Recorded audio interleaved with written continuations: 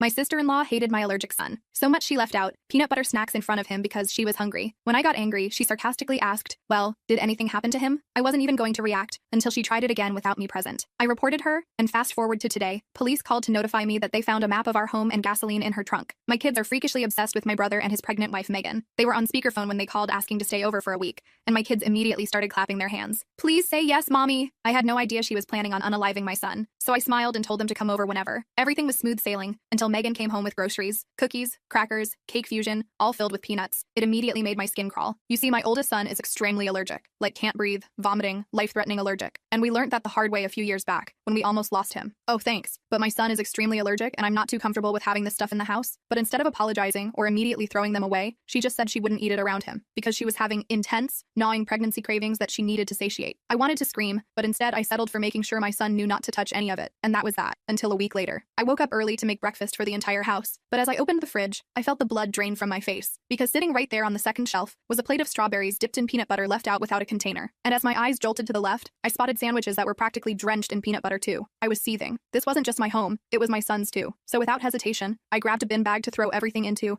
and got ready to donate it to a homeless shelter. Megan walked into the kitchen as soon as I got ready to walk out. What the F do you think you're doing with my food? I bluntly told her to shut the F up, because my son's life was worth endlessly more than any craving she could ever have. She didn't have a response right away, so I took the opportunity to leave and call my brother. Well, did anything happen to your son? He asked slowly, like I was too dumb to understand. I just hung up and called my husband, who was thankfully even angrier than me. When I got home, my house was filled with almost every member of my family. My mom, my stepdad, my brother, Megan, my husband, and even my aunt. I guess she figured my mom would take her side, but when I arrived, everyone was giving out to her. Even my brother was trying to get her to understand. It ended with my brother and Megan packing up their stuff, and him apologizing on her behalf. After that, I was pretty much ready to never have anything to do with her ever again. But my brother had other plans, because almost every day he was texting and leaving voicemails about how inconsolable she is, about how I owed her a second chance. I didn't trust myself to speak calmly, so instead my husband contacted him and told him to F off. Well, kinda. He told him I had cleaned the entire house and almost had an anxiety attack. They shut up after that, and to avoid being rude, when I had finally calmed down, I texted them too. I simply informed them that we'll be going low contact until we feel ready to be around them again. My message was left on read, and life fell back into routine again. And I made sure to vet anyone and everyone that came over. I still regret picking up the phone when Megan called a few weeks later, but curiosity got the better of me. She was choking on sobs, apologizing for what she'd done. By the end of it, I actually felt like we could work on our relationship. She also mentioned that she would still like for my family and I to come to her birthday dinner. It wasn't going to happen in a restaurant anymore, and that it was going to be at their house instead. My husband left the choice to me. Well, she had never acted like that before, and I know what pregnancy hormones are like, so I believed her. Fast forward to the big day. Where are your kids? Was the first thing she asked. I ignored the sharpness of her tone and simply told her that it's just us adults tonight. She looked at me like I'd let her down. Dinner was awkward, no matter how we tried to lighten up the mood. It's such a shame your kids aren't here because we made special food for them, she constantly remarked. My instincts started buzzing, but again I just bit my tongue and smiled politely. After that, dinner was even more awkward until we cleared the table and Megan brought out dessert while my brother got the cake from the fridge. That's when I lost the last of my remaining brain cells. I went to the bathroom, and when I came out, I saw my husband carrying my bag and trying to usher me out of the front door to leave. He looked angry, like really angry. I was extremely confused and pushed past him to say goodbye. Megan's now ready dessert table consisted of peanut butter cake pops, peanut butter pie, peanut butter cookies, peanut butter brownies, and top it all off, a peanut butter birthday cake that my brother brought in and was sniffing at with a horrified look. Megan then gave me a big smile and said loudly to my family, I thought I should at least get to have my cravings on my birthday. Get your fill before she throws these out too. I immediately lost it. The dining room had been transformed in my absence. Where there had been empty space before, now stood a lavish display of desserts, all in various shades of tan and brown, all glistening with the unmistakable texture of peanut butter. The smell hit me immediately, that distinctive nutty aroma that had become a warning signal in our household. Each dessert was artfully arranged and decorated with care, suggesting hours of preparation. My brother stood frozen by the refrigerator, the cake in his hands, his expression a mixture of shock and dawning horror as he realized what his wife had done. But it was Megan's face that chilled me to the bone. Her smile was triumphant, her eyes gleaming with satisfaction as she watched my reaction. This wasn't about pregnancy cravings. This was deliberate. This was revenge. I immediately lost it. I knew we would make it through this, all of us, together. But life rarely follows the path you expect. The rage that exploded inside me was unlike anything I'd ever experienced.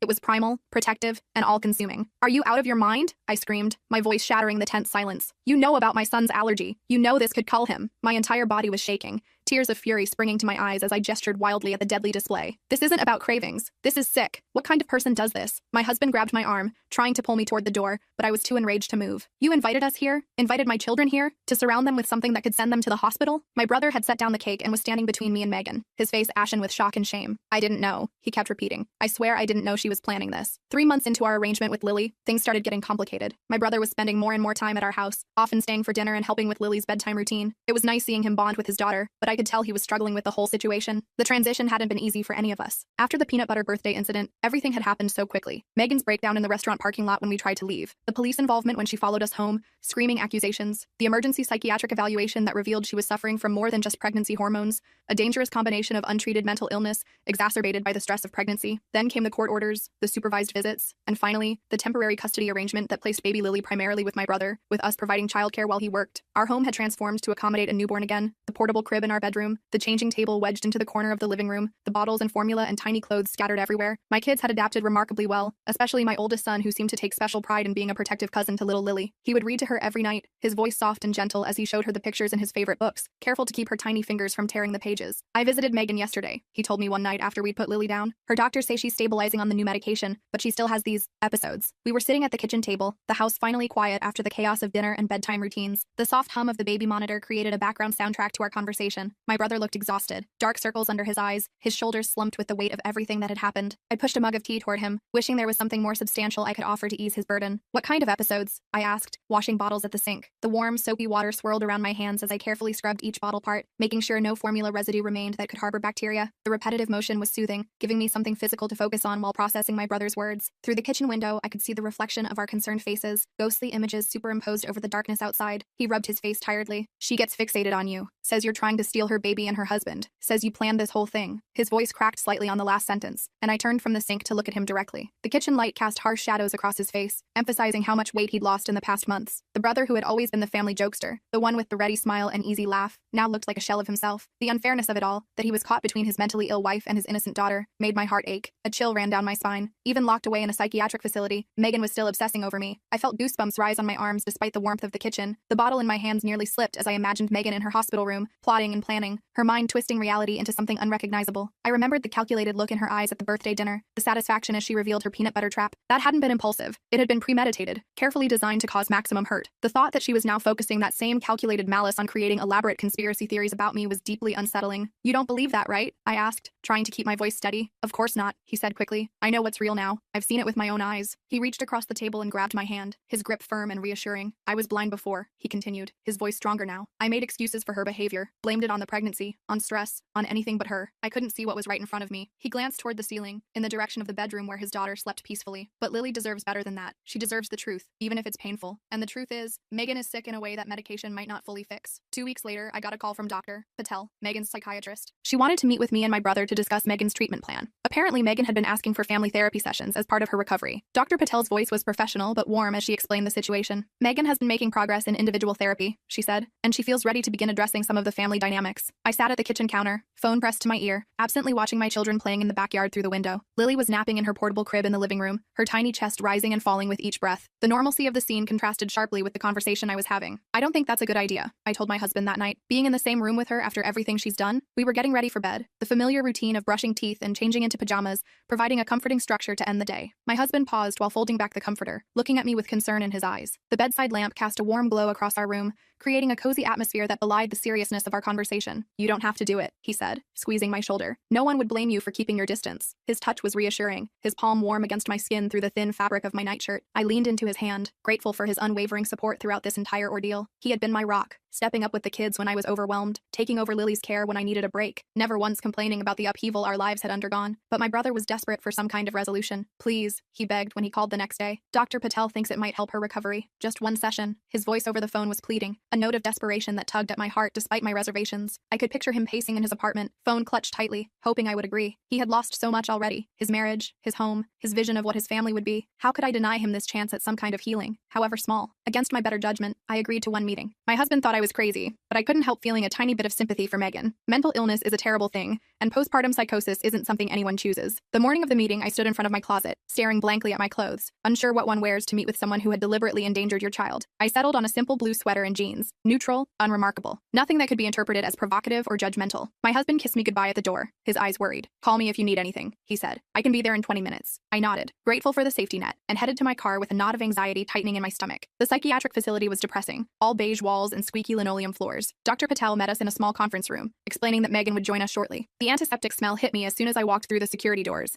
that distinctive hospital scent of disinfectant mixed with institutional food and medication. The fluorescent lights buzzed overhead, casting a harsh glow that made everyone look slightly ill. A staff member led us down a corridor where patients in loose-fitting clothes shuffled past, some making eye contact, others lost in their own worlds. The conference room was sparse, just a rectangular table surrounded by uncomfortable plastic chairs, a box of tissues placed strategically in the center. My brother sat beside me, his leg bouncing nervously under the table. "She's made significant progress," Dr. Patel explained, "but she still has a lot of work to do before we can consider outpatient treatment." Dr. Patel was a petite woman with kind eyes behind stylish glasses, her dark hair pulled back in a neat bun. She spoke with a slight accent, her voice calm and measured as she prepared us for what to expect. "Megan has been working hard on recognizing her thought distortions," she explained, flipping through notes on her clipboard. "She understands now that some of her perceptions were not based in reality." I nodded, trying to appear open-minded while my stomach churned with anxiety. My brother reached over and squeezed my hand briefly, a silent thank you for being there. When Megan walked in, I barely recognized her. Her hair was dull and pulled back in a messy ponytail. She'd lost weight, and her eyes had a vacant quality that made me uncomfortable. The vibrant, confident woman who had stood proudly displaying her peanut butter dessert table was gone. This Megan moved hesitantly, her hospital-issued slippers shuffling across the linoleum floor. The pregnancy glow had been replaced by a pallid complexion, her cheekbones too prominent in her thin face. She wore no makeup, and without it, she looked younger, more vulnerable. Her hands trembled slightly as she pulled out her chair, the plastic bracelet on her wrist sliding up and down her too thin arm. "Thank you for coming," she said softly, taking a seat across from me. Her voice was barely above a whisper, lacking the sharp edge I'd grown accustomed to. She kept her eyes downcast, focusing on her hands which were clasped tightly together on the table. My brother made a small movement beside me, as if he wanted to reach out to her but thought better of it. The air in the room felt thick with unspoken emotions, regret, fear, anger, confusion, all swirling around us in the sterile conference room. The session started awkwardly. Dr. Patel guided the conversation, asking Megan to express her feelings about the current situation. To my surprise, Megan seemed genuinely remorseful. "I wasn't well," she said, staring at her hands. "I'm still not completely well, but I'm starting to understand what I did, and I'm so sorry." Her fingers twisted together as she spoke, her nails bitten down to the quick. A tear slipped down her cheek, followed by another, but she made no move to wipe them away. The fluorescent lights highlighted the dark circles under her eyes, the chapped quality of her lips. Part of me wanted to maintain my anger, to hold on to the protective rage that had sustained me through the past months, but seeing her like this made it difficult. She looked up at me with tears in her eyes. "I put your son in danger. I tried to hurt you. I can't even explain why. It was like someone else was controlling me." Her gaze met mine directly for the first time, her eyes red-rimmed but clear. There was no hint of the calculation I'd seen before, no underlying current of resentment or malice, just raw pain and what appeared to be genuine remorse. I felt my throat tighten with unexpected emotion. Dr. Patel quietly passed the box of tissues across the table, and Megan pulled one out, dabbing at her eyes before continuing. I nodded stiffly, not trusting myself to speak. My emotions were a tangled mess, sympathy warring with lingering anger, caution battling with hope. I could feel my brother watching me, gauging my reaction, desperate for some sign that healing was possible. Dr. Patel sat with her pen poised over her notepad,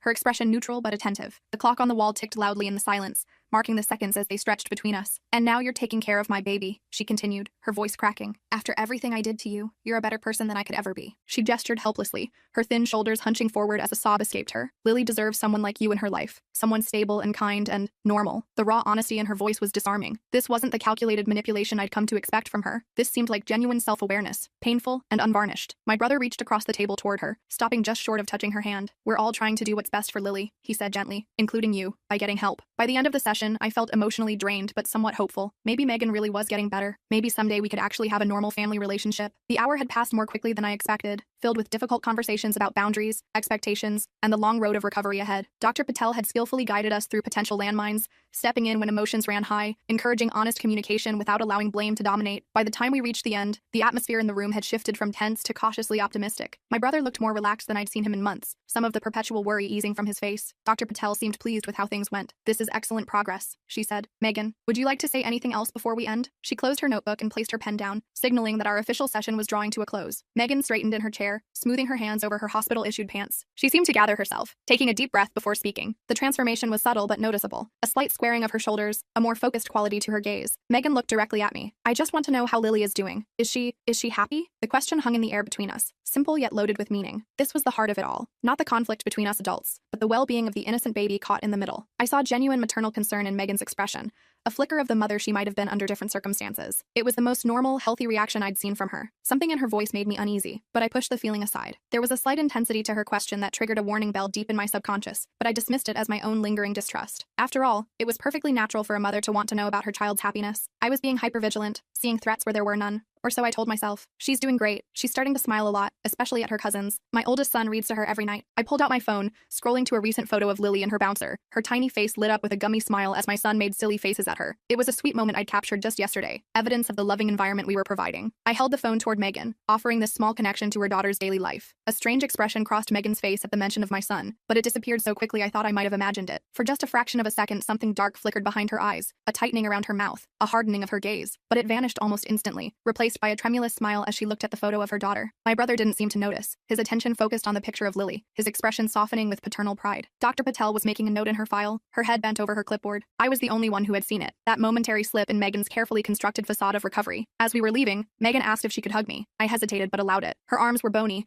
and she held on a hit too long. The embrace was awkward. Her body felt fragile against mine, all sharp angles and hollow spaces where the pregnancy curves had been. Her hospital gown was rough against my cheek, and I could smell the institutional shampoo in her hair. What should have been a quick, polite hug extended uncomfortably as she clung to me, her fingers digging slightly into my back. I patted her shoulder gently, trying to signal an end to the contact. "Thank you for taking such good care of my family," she whispered in my ear. Something about the way she said it sent goosebumps down my arms. Her breath was warm against my ear, her voice so low that only I could hear the words. There was a possessive quality to her tone when she said, "my family," not grateful but entitled, as if she were granting me temporary permission to care for what belonged to her. I pulled back, meeting her eyes, searching for some confirmation of what I'd heard in her voice. But her expression was once again meek and appreciative, her eyes downcast, her posture submissive. Had I imagined it? Was I so determined to see the worst in her that I was manufacturing threats? On the drive home, my brother was quiet, processing everything. I couldn't shake the feeling that something wasn't right. The car's heater hummed softly as we navigated the afternoon traffic, the gray winter sky hanging low overhead. My brother stared out the passenger window, his breath occasionally fogging the glass. "She seems better, don't you think?" he finally asked, his voice hopeful but uncertain. I gripped the steering wheel tighter, choosing my words carefully. "She's definitely different," I replied, which wasn't exactly an answer. I didn't want to crush his optimism, but I couldn't shake the uneasiness that had settled in my stomach after that whispered comment,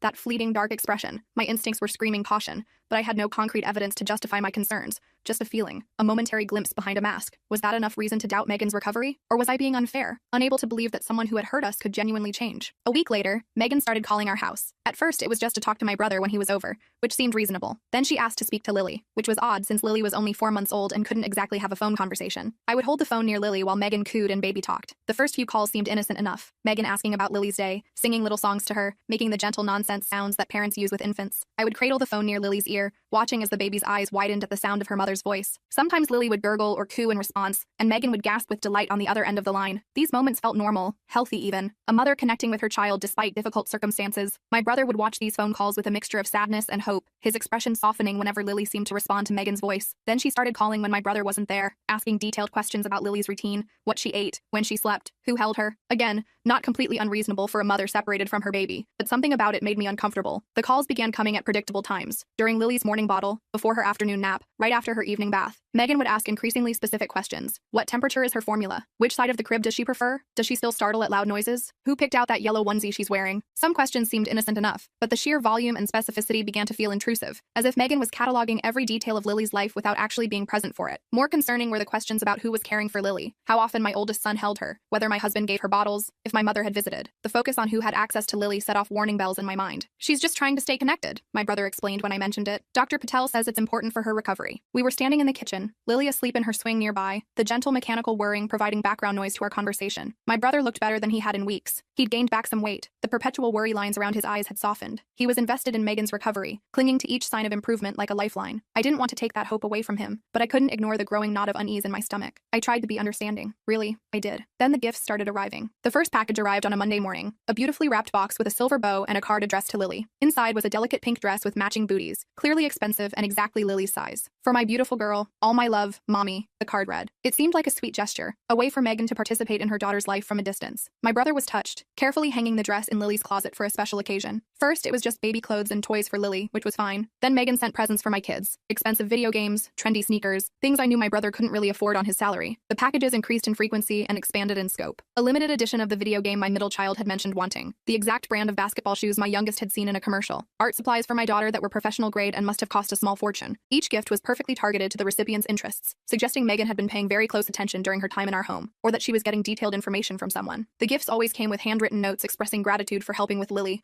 signed with flourishing hearts and smiley faces. On the surface, it seemed generous, thoughtful even, but the extravagance felt excessive, almost like a bribe. "She's just grateful to your family," he said when I questioned it. "Let her do this." My brother's defense of Megan was becoming automatic, a reflexive response to any concern I raised. We were standing in the living room surrounded by the latest delivery, 3 large boxes containing gifts for each of my children. "But how is she affording all this?" I pressed, gesturing at the expensive items. "She's in a psychiatric facility. She doesn't have income right now." He shifted uncomfortably, avoiding my gaze. "She had some savings," he muttered, though he didn't sound entirely convinced himself. I wanted to push further, to make him see how strange this sudden generosity was, but the relief in his eyes at this apparent sign of Megan's recovery made me hold my tongue. He needed to believe she was getting better. The most unsettling gift arrived on a Tuesday, a large box addressed to my oldest son. Inside was a custom-made teddy bear wearing a medical alert bracelet identical to my son's, along with a jar of honey and a note that read, "Honey is so much better than peanut butter, don't you think? Love, Aunt Megan." The box sat open on our kitchen counter, its contents displayed like evidence at a crime scene. The teddy bear's glassy eyes stared blankly upward, its plush arm sporting a red fabric band that mimicked my son's medical alert bracelet with disturbing accuracy, right down to the specific wording about his peanut allergy. The jar of honey gleamed amber in the kitchen light, innocent looking on its own, but sinister in context. My son stood beside me, his expression confused and uneasy as he read the note again. "Why would she send this?" he asked, his voice small. "Is she still mad about the peanut butter?" I put my arm around his shoulders, feeling him tense under my touch. "No, honey," I lied, trying to keep my voice steady. "I think she's just trying to be nice in her own way." But we both knew that wasn't true. This wasn't a gift. It was a message. Megan hadn't forgotten anything. I immediately called Dr. Patel, who assured me she would address it in Megan's next session. But the damage was done. My son was confused and upset by the gift, and I was furious. The phone felt slippery in my palm as I paced the backyard, trying to keep my voice down so my son wouldn't hear my conversation with Dr. Patel. "This isn't appropriate," I insisted, my words coming out in a rush. "She's deliberately referencing the peanut incident. She's targeting my son specifically." Dr. Patel's voice remained professionally calm on the other end, but I detected a note of concern breaking through her composed exterior. "I agree this is concerning," she admitted. "Megan hasn't mentioned any gift sending in our sessions. I'll address this immediately and adjust her communication privileges if necessary." After hanging up, I stood in the yard for several minutes, trying to calm my racing heart. The afternoon sun felt too bright, the normality of the neighborhood around me, children playing, someone mowing a lawn, birds chirping, at odds with the dread pooling in my stomach. "This has to stop," I told my brother. "She's still fixated on the peanut thing. It's not healthy." We were sitting at my kitchen table late that night, after all the children were in bed. The teddy bear and honey had been removed from the house, hidden away in the garage until I could decide what to do with them. My brother looked exhausted, the brief period of optimism following our visit to the facility now completely erased. He ran his hands through his hair,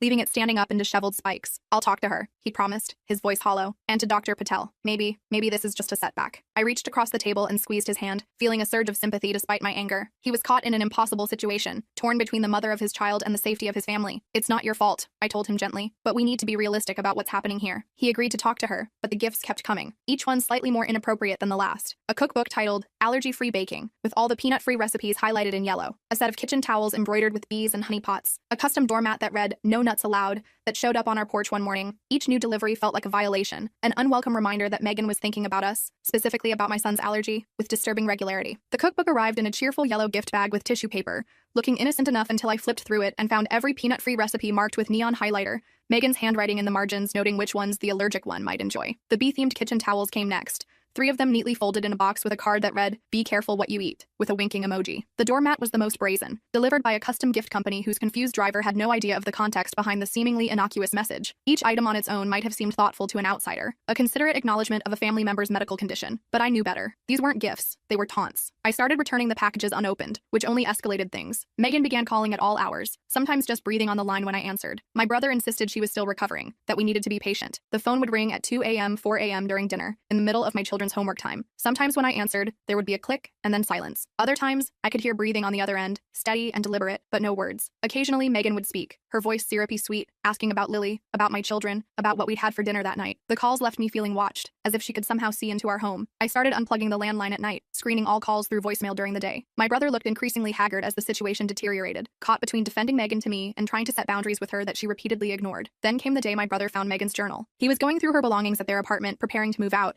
when he discovered a small leather-bound book hidden in her nightstand. Inside were entries dating from before her hospitalization. The apartment still held the remnants of their life together. Furniture they'd picked out as a couple, photos on the walls from happier times, the nursery they'd painted together in anticipation of Lily's arrival. My brother had been putting off the final clearing out, finding excuses to delay the painful task of dismantling what remained of his marriage. But with the lease ending, he couldn't postpone it any longer. He'd asked me to help, and we were working our way through the bedroom, sorting items into boxes labeled keep, donate, and storage, when he pulled open the nightstand drawer and found the journal tucked beneath a stack of magazines. The first few pages were normal enough. Megan writing about her pregnancy, her hopes for the baby. Then the entries took a dark turn. The journal's leather cover was soft with use, the pages filled with Megan's distinctive handwriting, looping and precise. The early entries were what you'd expect from an expectant mother. Excitement about ultrasound appointments, lists of potential baby names, plans for the nursery. There were pressed flowers from her baby shower, a corner of the sonogram taped to one page, swatches of fabric she was considering for the crib bedding. But as we continued reading, the tone shifted subtly at first, then dramatically. The loving anticipation gave way to something darker, more obsessive, and my name began appearing with increasing frequency. She thinks she's so perfect with her perfect family and her perfect house. She doesn't deserve any of it. The words leapt off the page, written with such pressure that the pen had nearly torn through the paper. My brother's face paled as he read the entry, dated just after their week-long stay at our house. The handwriting here was different, more jagged, the letters pressed deeply into the paper, some words underlined multiple times for emphasis. The page contained a detailed list of perceived slights I had supposedly committed, everything from the way I parented my children to how I'd organized my kitchen cabinets. It was a catalog of resentment so petty and yet so intense that it took my breath away. If something happened to her allergic brat, no one would blame me. Accidents happen all the time. This entry made my blood run cold, the explicit threat against my son written in calm, measured handwriting, as if Megan were simply noting a grocery list rather than contemplating harm to a child. It was dated 2 days before she brought the peanut-laden groceries into our home. This wasn't impulsive behavior or a misunderstanding about the severity of allergies. It was calculated, intentional. She had been planning it for days. My hands began to shake as the full implication hit me. She had deliberately brought those foods into our home hoping my son would have a reaction. When the baby comes, I'll have leverage. Everyone will have to do what I want, or they'll never see my child. The entry was accompanied by a crude drawing of a woman holding a baby, surrounded by stick figures reaching toward them with exaggerated sad faces. The woman in the drawing had a crown on her head and a speech bubble that read, "My rules now." It was childish and disturbing, revealing a mindset that viewed her unborn child not as a person to love, but as a tool for control and manipulation. My brother made a choked sound as he read this page, his face contorting with a mixture of horror and grief. "She was planning this all along," he whispered, his voice breaking. "Using our baby as a weapon." My brother's hands were shaking when he showed me the journal. The last entry was dated just before Megan's hospitalization. "They're all against me now, even my own husband. But I'll get my baby back, and then I'll make her pay for turning everyone against me. I know exactly how to do it." The final page was the most disturbing of all, the writing erratic and pressed so hard into the paper that it had torn in places. There were doodles in the margins. Small stick figures with X's for eyes, crude drawings of what looked like an EpiPen with a circle and slash through it, a house with flames coming from the windows. Next to my name, she had drawn a small coffin. The explicit threat was chilling enough, but the calculated nature of it, the detailed planning, the sustained focus on causing harm, was what truly terrified me. This wasn't just mental illness. This was something darker, more deliberate. I called my husband immediately, and my brother took photos of every page before bringing the journal to Dr. Patel. My fingers fumbled with the phone as I dialed, my heart pounding so hard I could feel it in my throat. When my husband answered, I could barely form coherent sentences, the words tumbling out in a panicked rush as I tried to explain what we'd found. "We need to increase security," he said immediately, his voice calm but urgent. "I'm coming home now." Meanwhile, my brother was methodically photographing each page of the journal, his movements mechanical, his face blank with shock. "Dr. Patel needs to see this," he kept repeating, as if trying to convince himself that professional intervention could somehow make sense of the horror we'd uncovered. "This can't be real," he said, his face pale. She couldn't. He sat heavily on the edge of the bed, the journal open in his hands, staring down at the pages as if willing them to transform into something less horrifying. The bedroom around us, once a space he had shared with Megan, now felt tainted, every object a potential hiding place for more secrets, more evidence of the darkness that had been growing right beside him while he slept. "I lived with her," he said, his voice hollow with disbelief. "I slept next to her every night. How did I not see this?" There was no answer I could give that would ease his pain, no explanation that could make sense of Megan's calculated malice. All I could do was sit beside him, my hand on his shoulder, as he confronted the devastating truth about the mother of his child. "You know it's real," I said gently. "This isn't just mental illness. There's something else going on with Megan." The words hung in the air between us, heavy with implication. Mental illness might explain some of Megan's behavior, the mood swings, the paranoia, the distorted thinking. But the journal revealed something beyond illness, a deliberate, sustained intent to cause harm, a calculated targeting of my son's vulnerability, a cold exploitation of her own child as leverage. These weren't the ramblings of someone disconnected from reality. They were the plans of someone who knew exactly what she was doing and why. My brother closed the journal slowly, his movements weighted with resignation. He understood what I was saying, even if he couldn't bring himself to acknowledge it aloud. Megan's actions weren't just symptoms to be treated. They were choices she had made, again and again. He left without saying another word. I didn't hear from him for 3 days. When he finally called, he sounded exhausted. Those 3 days of silence were agonizing. I called and texted repeatedly, increasingly worried about his mental state after the shock of discovering the journal. My husband suggested giving him space to process, but I couldn't shake the fear that he might do something drastic. I drove by his apartment several times, relieved to see his car in the parking lot, but concerned when he didn't answer his door. On the third day, just as I was considering calling the police for a wellness check, my phone finally rang. His voice on the other end was barely recognizable, flat, drained of all emotion, as if he'd cried himself empty and had nothing left. "I showed Dr. Patel the journal," he said. "They're adjusting her treatment plan. She won't be eligible for release anytime soon." There was a finality in his tone that suggested more than just a medical decision had been made. This wasn't just about Megan's treatment, it was about my brother accepting a painful truth. The future he had imagined, his family healing, Megan recovering, perhaps even rebuilding some version of their life together, had been irrevocably shattered by the reality documented in those journal pages. Dr. Patel had confirmed what we already knew. Megan's issues went beyond postpartum psychosis or temporary mental health crisis. There was something fundamentally broken in her relationship with reality, with empathy, with basic human connection. I felt relieved, but only temporarily, because 2 weeks later, Megan escaped from the psychiatric facility. Those 2 weeks had been almost normal, a brief respite after months of tension. My brother had started therapy, working through his grief and guilt with a counselor specializing in traumatic relationships. Lily was thriving, recently mastering the art of rolling over and delighting everyone with her infectious giggles. My son's anxiety about the gifts had begun to fade, and he was sleeping through the night again. We had started to believe that maybe, just maybe, the worst was behind us. Then came the middle of the night phone call that shattered our fragile sense of security. The call came at 3 a.m. My brother was frantic. She's gone. Somehow she got out during shift change. No one knows where she is. The shrill ring of the phone had jolted me from deep sleep, my husband sitting up beside me in confusion as I fumbled for the receiver in the darkness. My brother's voice was high-pitched with panic, words tumbling out so quickly I could barely understand him at first. As the meaning of his message penetrated my sleep-fogged brain, I felt a cold wave of adrenaline wash through me, instantly alert. "When?" I demanded, already swinging my legs over the side of the bed, reaching for clothes in the dark. "About an hour ago," he replied, his breathing ragged as if he'd been running. "They just called me. They're searching the grounds, but she's just gone." We called the police immediately. They took a report but didn't seem overly concerned. "Most patients return on their own within 24 hours, the officer told us. "She has no money, no transportation." The officer who responded was young, his expression professionally sympathetic but slightly dismissive as he jotted notes in his pad. He stood in our living room, declining the offer to sit, clearly viewing this as a routine matter rather than the emergency it was. "We'll put out a BOLO, he assured us, using the police acronym for Be on the Lookout. But in these cases, patients usually don't get far. They get cold, hungry, disoriented, and either return voluntarily or are found nearby." He couldn't understand what we knew about Megan, that she wasn't just any patient, that she had a target, that she had plans, but I knew better. Megan was resourceful, and she was fixated on getting to Lily, and possibly hurting my son in the process. I thought about the journal entries, the detailed planning, the sustained focus on revenge. Megan wasn't someone who acted on impulse. She calculated, she prepared, she waited for the right moment. The fact that she had managed to escape during a shift change suggested planning and observation of the facility's routines. This wasn't a confused patient wandering away. This was a deliberate action with a specific goal. And given what we knew about her fixations, that goal almost certainly involved Lily, and possibly my son as well. We went into lockdown mode. My husband took time off work to stay home. We kept the kids out of school. We installed new locks and a security system. My brother moved in temporarily, sleeping on our couch and jumping at every noise. Our home transformed overnight into a fortress. My husband installed additional deadbolts on every exterior door while I covered first-floor windows with security film that would make them harder to break. We established a buddy system. No one went anywhere alone, not even to check the mail or take out the trash. The children were confused and frightened by the sudden restrictions, especially when we tried to explain why they couldn't go to school or play outside. "Is the bad lady coming back?" my youngest asked, his small face serious as he helped my husband test the new alarm system. "We're just being extra careful," I replied, not wanting to terrify him but needing him to understand the importance of our new safety rules. At night, we took turns keeping watch, sleeping in shifts, the house never completely dark, someone always alert and listening. 3 tense days passed with no sign of Megan. The police checked her usual haunts, talked to her friends, but found nothing. I was starting to think maybe she'd gone somewhere else entirely when my phone pinged with a text from an unknown number. The sound of the notification made me jump, nearly dropping the laundry basket I was carrying. I set it down on the hallway floor and pulled out my phone,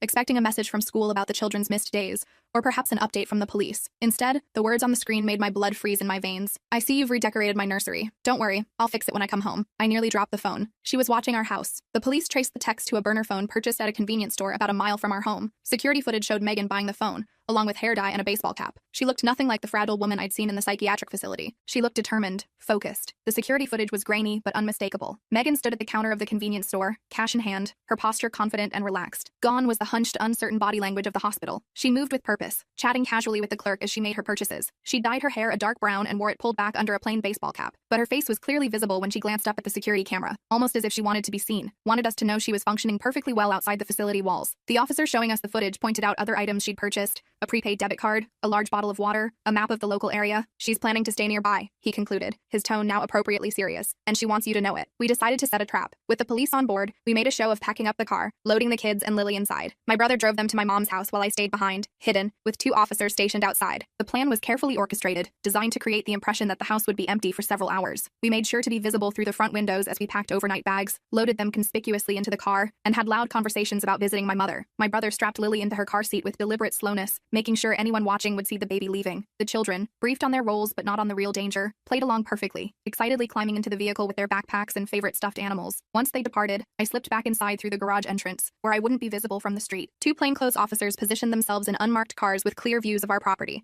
while 2 more waited in a van down the block, ready to respond at the first sign of Megan. Sure enough, less than an hour after they left, I heard a noise at the back door. Through the security camera feed on my phone, I watched as Megan tried each window, testing for one left unlocked. She was wearing a blonde wig and sunglasses, but it was definitely her. The security app on my phone showed multiple camera views simultaneously, allowing me to track Megan's methodical circuit of our house. She moved with surprising stealth, staying close to the walls, pausing frequently to listen. She tried the back door first, jiggling the handle gently, then moved to each ground floor window in turn. Her movements were practiced, patient, not the frantic actions of someone in a psychotic episode, but the calculated approach of someone with a plan. I texted updates to the officers outside, my fingers shaking slightly on the screen as I watched this woman who had threatened my family trying to break into our home. When she found the bathroom window unlatched, deliberately left that way as part of the trap, she climbed inside. I texted the officers, then hid in the master bedroom closet as we'd planned. The bathroom window was small, designed more for ventilation than access, but Megan was thin enough to squeeze through with surprising agility. On my phone screen, I watched her leg appear first, then her torso, finally her head, as she lowered herself quietly onto the bathroom floor. She paused there, listening intently, then slowly opened the bathroom door and peered into the hallway. I sent one final text to the officers, "She's inside," then silenced my phone completely and retreated deeper into the master bedroom closet. The space was dark and cramped, hanging clothes brushing against my face as I crouched behind a laundry hamper. The closet door was left slightly ajar, giving me a narrow view of the bedroom while keeping me hidden in the shadows. I could hear her moving through the house, calling softly for Lily. When she reached the nursery and found it empty, she let out a sound that was half sob, half scream. Her footsteps were light but distinct on the hardwood floors, moving from room to room with increasing speed as she discovered each one empty. When she reached Lily's nursery, the room my brother had been using while staying with us, I heard drawers being pulled open, closet doors sliding, the sound of bedding being disturbed. Then came that terrible cry, a sound of pure anguish and rage that raised the hair on the back of my neck. It wasn't the cry of a mother missing her child. It was the howl of a predator denied its prey. "Where is she?" she yelled, her voice echoing through the empty house. "Where's my baby?" The control in her voice had vanished, replaced by raw fury. I heard something crash, likely the small lamp on the nursery dresser being knocked to the floor. Then more sounds of destruction, the thud of furniture being overturned, the crack of something breaking, the tearing of fabric. Megan was destroying the nursery in her rage, obliterating the carefully prepared space where her daughter had been sleeping. The sounds were terrifying, but I remained frozen in my hiding place, knowing the officers would be moving into position, waiting for the right moment to enter without putting anyone at risk. I held my breath as her footsteps came closer to my hiding spot. She was opening doors, checking rooms. When she reached the master bedroom, I could hear her rummaging through drawers, muttering to herself. From my position in the closet, I could see a slice of the bedroom through the partially open door. Megan appeared in my limited field of vision,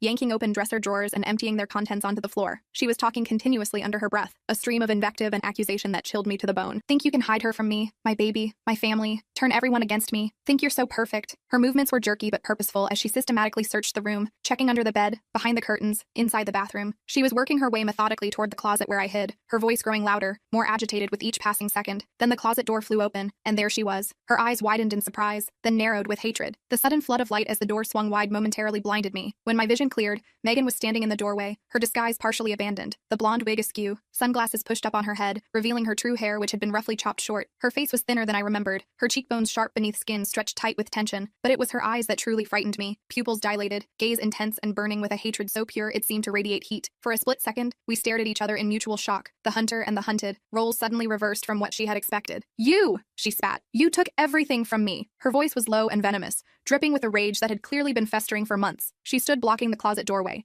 her body tense and coiled like a spring. I pressed myself further back against the wall, searching desperately for something to use as a weapon, finding nothing but soft fabrics and shoeboxes within reach. Through the bedroom window, I could see no sign of the police officers who were supposed to be watching the house. Had they not seen her enter? Were they waiting for some signal I hadn't given? My heart hammered against my ribs as I realized I might be truly alone with this woman who had made her murderous intentions perfectly clear. Before I could respond, she lunged at me, hands outstretched toward my throat. We fell backward into the hanging clothes, struggling against each other. She was surprisingly strong for someone who'd been hospitalized for months. The impact knocked the breath from my lungs as we crashed into the hanging garments, sending shoes and boxes tumbling around us. Megan's fingers found my throat with unerring precision, squeezing with a strength born of pure hatred. Spots danced at the edges of my vision as I clawed at her hands, trying to break her grip. The closet was too confined for effective movement, the fallen clothes creating a treacherous surface that offered no traction. I thrashed beneath her, panic giving way to a cold clarity as I realized this was a fight for my life. Her face above mine was transformed by rage. All traces of the meek hospital patient completely vanished. This was Megan's true face, the one she had hidden from everyone but revealed in the pages of her journal. "Megan, stop!" I gasped as her fingers dug into my neck. "The police are outside." I managed to get the words out between desperate gasps for air, hoping to shock her into hesitation. Her grip loosened fractionally, not from fear, but from contempt. Her lips curled into a sneer as she leaned closer, her breath hot against my face, her weight pressing me deeper into the pile of fallen clothes. "Liar!" she screamed. "You're always lying. You turned everyone against me." Spittle flew from her lips as she shouted, her face contorted with fury just inches from mine. Her fingers tightened again around my throat, thumbs pressing into my windpipe with deliberate pressure. The edges of my vision began to darken, oxygen deprivation making my limbs feel heavy and unresponsive. Where were the police? Had they not heard her screams? In that moment of desperation, I realized I couldn't wait for rescue. I had to save myself. I managed to knee her in the stomach, giving me just enough space to roll away. I scrambled toward the bedroom door, but she grabbed my ankle, pulling me back. The blow connected landed solidly, driving into her midsection with enough force to make her gasp and loosen her grip momentarily. I twisted away from her, lunging toward the closet door on hands and knees, feeling the carpet burn against my palms as I scrambled for freedom. I had almost reached the bedroom doorway when her hand closed around my ankle like a vice, yanking me backward with surprising strength. My chin hit the carpet hard, teeth clacking together painfully as she dragged me back toward her. I kicked wildly with my free leg, connecting with nothing but air as she pulled me closer, her nails digging into my skin through my sock. "I'm going to finish what I started," she hissed. "First you, then your brat of a son. He should have eaten those peanut butter cookies I left out. It would have looked like an accident." Her words were like ice water in my veins, cutting through the panic and replacing it with a cold, clarifying rage. This wasn't just about me anymore. This was about my child, my son whose life she had deliberately endangered, whose vulnerability she had targeted with calculated malice. The maternal instinct to protect surged through me like an electric current, washing away fear and replacing it with a strength I didn't know I possessed. In that moment, hearing her admit she deliberately tried to harm my child, something in me snapped. I twisted around and punched her square in the face. She fell back, stunned, blood streaming from her nose. My fist connected with her face with a sickening crunch, pain shooting up my arm from the impact. Megan's head snapped back, her grip on my ankle instantly releasing as she fell backward. Blood gushed from her nose, spattering across her shirt and the carpet beneath her. She looked shocked, one hand rising to touch her face with disbelief, as if she couldn't comprehend that I had fought back. For a moment we stared at each other, me half lying on the floor, breathing hard, my hand throbbing, her sitting stunned, blood streaming down her face, the reality of her situation finally beginning to register in her eyes. That's when the police burst in, tackling Megan to the ground as she screamed and fought. It took both officers to handcuff her and drag her out of the house. The bedroom door crashed open with a bang that made both of us jump. Two officers rushed in, weapons drawn, shouting commands that seemed to come from very far away. My ears were ringing, adrenaline making everything seem slightly unreal as I watched them secure Megan, who had begun fighting with renewed vigor. She thrashed and bucked against their restraining hands, her screams becoming increasingly incoherent as they managed to get handcuffs on her wrists. Blood from her nose smeared across her face and the officers' uniforms as they lifted her to her feet. One officer stayed with me, asking questions I could barely process, while the others half-carried, half-dragged Megan from the room. Her screams echoed through the house, gradually fading as they took her outside to the waiting police car. As they put her in the police car, she locked eyes with me one last time. "This isn't over," she mouthed silently, and somehow, I knew she was right. I stood on the front porch, a blanket wrapped around my shoulders by a concerned paramedic, who was examining the bruises forming on my throat. Megan sat in the back of the police cruiser, her face visible through the window as they prepared to drive her away. Despite the blood, despite the handcuffs, despite her capture, there was no defeat in her expression, only a cold determination that sent a shiver down my spine. As the car pulled away, I knew with absolute certainty that this was merely a pause in Megan's campaign against my family, not its conclusion. Whatever mental illness she suffered from had become intertwined with a focused personal vendetta that transcended her circumstances. She would find a way to continue her revenge, even from behind bars. Megan was charged with breaking and entering, assault, and attempted kidnapping. Given her mental state, she was deemed unfit to stand trial and was committed to a high-security psychiatric facility. My brother filed for divorce and permanent custody of Lily. The legal proceedings moved with surprising speed, accelerated by the clear danger Megan posed and the overwhelming evidence against her. The journal alone provided enough documentation of her intentions to convince even the most skeptical judge. My brother sat through each hearing with stoic determination, his face a mask of composure that only cracked when he returned to our home each evening. Then, away from the public eye, he would sometimes break down, the full weight of his shattered marriage and the danger to his daughter finally overwhelming his carefully maintained facade. I would sit with him during these moments, offering silent support as he grieved the future he had once imagined and came to terms with the reality he now faced. For a while, things were quiet. Too quiet. I kept waiting for the other shoe to drop, jumping every time the phone rang or there was an unexpected knock at the door. The silence felt oppressive rather than peaceful. Each day that passed without incident only increased my anxiety,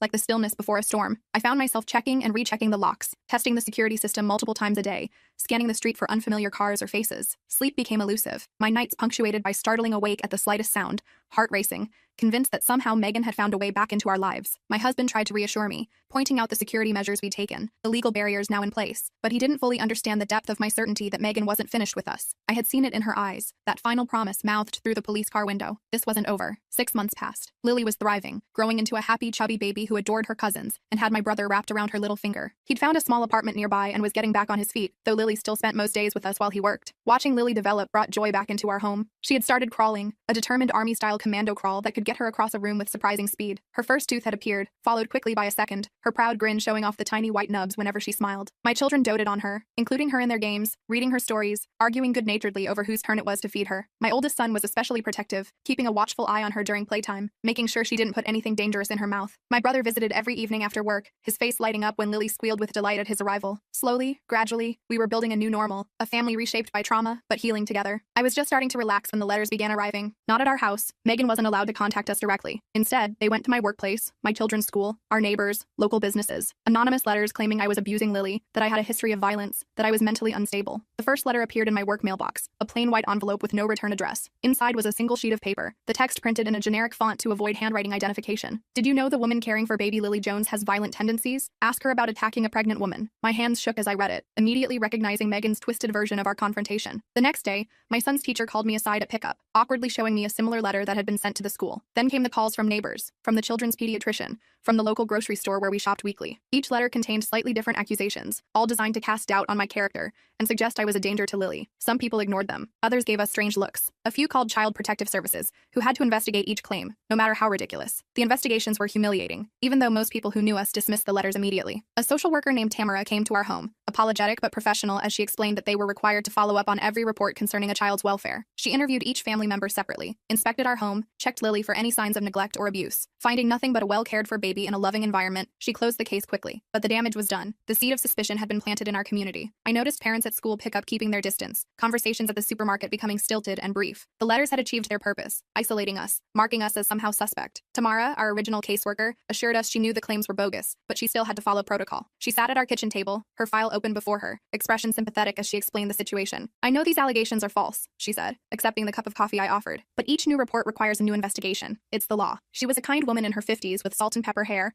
and eyes that had seen too much genuine child suffering to be fooled by Megan's false reports. The good news, she continued, is that with each investigation finding no evidence of wrongdoing, any future claims from the same source will be viewed with increasing skepticism. She hesitated, then added more quietly, the pattern of reports itself is becoming evidence, not against you, but against whoever is filing them. How is she doing this from a locked facility? I asked my brother in frustration after the third CPS visit in a month. We were sitting on the back porch, watching through the sliding glass door as my children played with Lily on a blanket spread across the living room floor. The baby was attempting to stack plastic rings on a cone, her tiny face scrunched in concentration, while my kids cheered each clumsy effort. The scene was so normal, so peaceful, that the contrast with our conversation felt almost surreal. How could something so innocent be at the center of such malevolence? He shook his head. I don't know. Maybe she has help on the outside? My brother looked troubled, running a hand through his hair in a gesture that had become habitual during times of stress. The thought hadn't occurred to me before, that Megan might have an accomplice, someone who believed her twisted version of events and was willing to act on her behalf. The idea was disturbing, expanding the threat from a contained individual to an unknown network. Who would help someone target a family this way? Who would participate in a campaign against a baby's caregivers? That thought was even more disturbing. Who would help Megan torment us? I felt a chill run through me as I considered the possibilities. A fellow patient she had manipulated? A staff member at the facility who had fallen for her lies? Or someone from her past who shared her distorted view of reality? The not knowing was almost worse than the harassment itself. The feeling that we were being watched, targeted, by someone we couldn't identify or protect ourselves against. I found myself studying faces at the grocery store, analyzing the expressions of delivery people, wondering if each stranger who glanced our way might be the one carrying out Megan's vendetta. We got our answer a week later when Megan's mother showed up at our door. I'd only met her once, at Megan and my brother's wedding. She was a stern woman with the same sharp features as her daughter. The doorbell rang during Lily's afternoon nap. Through the security camera we'd installed, I saw a woman in her 60s standing on our porch, her posture rigid, her expression severe. It took me a moment to place her, to connect this face with the mother of the bride I'd briefly met years ago. Megan's resemblance to her was striking. The same high cheekbones, the same thin-lipped mouth, the same calculating eyes. I hesitated before opening the door, instinctively checking that the security chain was engaged before turning the lock. I want to see my granddaughter, she demanded without preamble. She stood on our front porch, impeccably dressed in an expensive-looking pantsuit, her silver hair styled in a severe bob that framed her face. Her tone was imperious, entitled,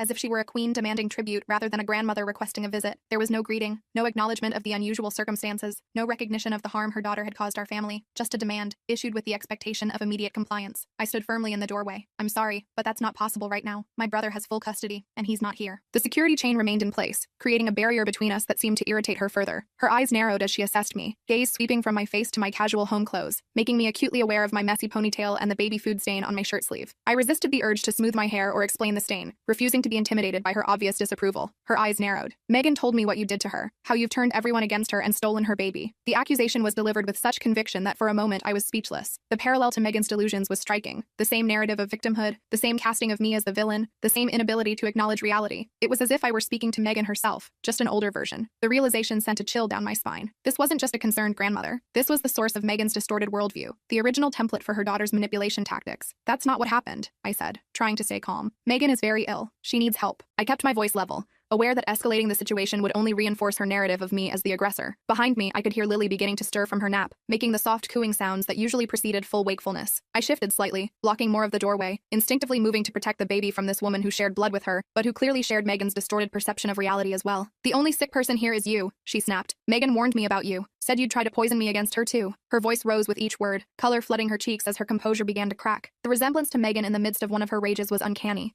The same pattern of escalation, the same inability to process contradictory information, the same quick leap to anger when challenged. I could see now where Megan had learned these behaviors, how they had been modeled for her throughout her formative years. The realization was both illuminating and deeply disturbing. I realized then where Megan had learned her manipulation tactics. The apple hadn't fallen far from the tree. It was like watching the origin story of Megan's dysfunction play out before my eyes. The same entitled anger, the same refusal to acknowledge reality, the same quickness to cast others as villains in her narrative. This wasn't just a personality quirk or a reaction to stress. This was a generational pattern, a taught and learned way of engaging with the world. Megan hadn't developed her manipulative tactics in isolation. She had absorbed them from this woman who now stood on my porch, demanding access to the next generation. The thought of Lily being exposed to this toxic dynamic, potentially becoming the third generation in this pattern, strengthened my resolve to protect her. I think you should leave, I said, starting to close the door. I kept my voice firm but calm, refusing to provide the emotional reaction she seemed to be seeking. Behind me, Lily's coos had turned to more insistent sounds, signaling she was fully awake and would soon be calling for attention. I needed to end this confrontation quickly, before it could escalate further or disturb the baby. My hand tightened on the door, ready to close it regardless of her response. She stuck her foot in the jam. I've filed for grandparents' rights. I'll be seeing Lily one way or another, and when I do, I'll make sure she knows exactly what kind of monster her aunt is. Her foot wedged firmly against the closing door, her body leaning forward aggressively into the narrow opening. Her threat was delivered with such venom that spittle flew from her lips, landing on the chain that separated us. The naked hostility in her expression confirmed everything I had suspected. This woman wasn't interested in Lily's welfare. She was interested in continuing Megan's campaign of harassment and manipulation, using the baby as her weapon of choice. After she left, I called my brother in a panic. He was furious, but not surprised. Her mom's always been toxic, he explained. It's where Megan gets it from. Don't worry, she has no legal standing for grandparents' rights, not with Megan's history. We were sitting at the kitchen table, Lily secure in her high chair, happily mashing banana between her fingers and occasionally getting some into her mouth. My brother looked exhausted but resolute, the confrontation with his former mother-in-law adding yet another layer of stress to his already overwhelming situation. I should have warned you she might show up, he admitted, watching his daughter's messy exploration of her food with a small smile. She's been leaving messages for me for weeks. I've been ignoring them, which probably just made her more determined. But that didn't stop her from trying, or from continuing Megan's campaign of harassment. More letters, more calls to CPS. She even approached my oldest son at his bus stop one afternoon, trying to give him a backpack full of presents from his Aunt Megan. The incident at the bus stop was the most frightening escalation yet. My son had been waiting with several other children and the parent volunteer who supervised the stop. Megan's mother had approached, all grandmotherly smiles and gentle voice, calling my son by name and holding out a colorful backpack. Your Aunt Megan wanted you to have these special treats, she told him, trying to press the bag into his hands. She made them just for you. Thankfully, we had prepared our children for exactly this type of approach. My son had backed away, loudly telling the parent volunteer that this woman wasn't supposed to talk to him. The volunteer had intervened immediately, placing herself between my son and Megan's mother, who had quickly retreated to her car and driven away when threatened with a call to the police. Thankfully, we'd prepared the kids for something like this. He refused to take anything and immediately told his teacher, who called us. When we checked the backpack, which he'd reported to the school office, we found it contained cookies, peanut butter cookies. The school had secured the backpack in the office, not allowing anyone to open it until police arrived. When the officer carefully examined the contents, he found a dozen homemade peanut butter cookies wrapped in plastic, along with a note in childish handwriting. Special treats for my favorite nephew. Love, Aunt Megan. The handwriting was clearly an adult's attempt to look like a child's, large, wobbly letters in colorful marker. The cookies themselves looked innocent enough, but a laboratory test later confirmed they contained not just peanut butter, but an unusually high concentration of peanut protein, as if ground peanuts had been added to the recipe to increase their potency. The deliberate targeting of my son's allergy, the calculated attempt to bypass adult supervision by approaching him directly, and the clear coordination between Megan and her mother, revealed a level of malice that shocked even the investigating officers. The police issued a restraining order against Megan's mother, but that just drove her efforts underground. She created fake social media accounts to spread rumors about us. She contacted my employer with false accusations. She even showed up at my husband's workplace, causing such a scene that security had to escort her out. Her tactics became increasingly sophisticated and difficult to trace directly to her. Anonymous posts appeared in local Facebook groups questioning our fitness as caregivers. Emails from untraceable accounts reached my supervisors at work, alleging I was stealing company resources to care for Lily. My husband's colleagues received messages claiming he had a history of domestic violence. Each accusation was carefully crafted to be just plausible enough to require denial, just serious enough to plant seeds of doubt. The constant need to defend ourselves, to explain the situation to new people, to counter each fresh allegation, was exhausting. It created a background hum of stress that never fully dissipated, a constant vigilance that wore away at our energy and peace of mind. Through it all, we tried to maintain some semblance of normalcy for the kids and for Lily. My brother was a constant presence, grateful for our help, but increasingly worried about the toll this was taking on all of us. We worked hard to create pockets of ordinary family life amid the chaos, movie nights with homemade popcorn, weekend trips to the park, birthday celebrations with balloons and cake. Lily continued to grow and develop, seemingly untouched by the drama swirling around her. She took her first steps holding onto the coffee table, spoke her first word, data, and developed a passion for a stuffed elephant that had to accompany her everywhere. My children adjusted to the new security measures as if they were normal, reminding each other to check the peephole before opening doors, to never share our address with strangers, to tell an adult immediately if anyone they didn't know approached them. They accepted these precautions without question, incorporating them into their understanding of how the world worked. Their resilience was both inspiring and heartbreaking. No child should have to learn such vigilance so young. Maybe I should move, he suggested one night after putting Lily to bed. Take her somewhere Megan and her mother can't find us. We were sitting in the dimly lit living room, speaking in hushed tones to avoid waking Lily, who was asleep in the portable crib nearby. My brother looked worn down, the constant stress etching lines around his eyes that hadn't been there a year ago. He twisted his wedding ring absently as he spoke. He still wore it, though whether from habit or some lingering attachment to his marriage, I wasn't sure. The idea of them moving away had occurred to me as well, but I had been reluctant to suggest it, knowing how much my brother relied on our support system. The thought of losing them both made my heart ache, but I understood his desperation. The mere suggestion created a hollow feeling in my chest. Lily had become such an integral part of our family, her toys scattered across our living room, her high chair a permanent fixture in our kitchen, her giggles a daily soundtrack in our home. My children adored their cousin, incorporating her into their games and routines with the easy acceptance of youth. The thought of her growing up far away, of seeing her only on occasional visits, of missing her milestones and everyday moments, was painful to contemplate. But against that pain had to be weighed her safety and my brother's peace of mind. Would that really solve anything? They'd just focus all their attention on us instead. It was a practical concern, but also a selfish one. Part of me wanted them to stay, not just because we loved having Lily in our daily lives, but because I feared what Megan and her mother might do if their primary target moved beyond reach. Would their obsession transfer entirely to my family, particularly my son who had already been singled out for their most dangerous attacks? Would the harassment escalate further without Lily nearby to serve as their ostensible motivation? There were no easy answers, no clear path that guaranteed safety for everyone involved. He sighed, running a hand through his hair. I don't know what else to do. The doctors say Megan isn't improving. If anything, she's getting worse, more fixated on revenge fantasies. The weight of his words hung in the air between us. Megan's doctors had been providing regular updates on her condition, partly due to the ongoing legal proceedings, and partly as a safety measure given her documented threats. The reports had grown increasingly concerning. Her refusal to engage meaningfully with therapy, her tendency to manipulate less experienced staff members, her elaborate explanations for her behavior that cast herself as the victim and everyone else as persecutors. The latest evaluation had used terms like treatment-resistant and poor prognosis for rehabilitation, clinical language that translated to a devastating reality. Megan might never get better enough to be safe around her own child. I put my arm around his shoulders. We'll figure it out, together. It was a simple promise, but one I meant with every fiber of my being. Whatever came next, whatever decisions needed to be made, we would face them as a family. My brother leaned into the embrace slightly, some of the tension leaving his body at this small reassurance. Lily stirred in her sleep, making the soft snuffling sounds that usually preceded either settling deeper or waking fully. We both turned to look at her, this tiny person who had become the center of so much love and so much conflict. In sleep, her face was peaceful, untroubled by the complex adult world that swirled around her. For her sake, if nothing else, we had to find a way forward. 2 days later, I got a call from Lily's daycare. She'd been there for a few hours while my brother was at work, and I was at a doctor's appointment. The daycare was a small, home-based operation run by a woman named Maria,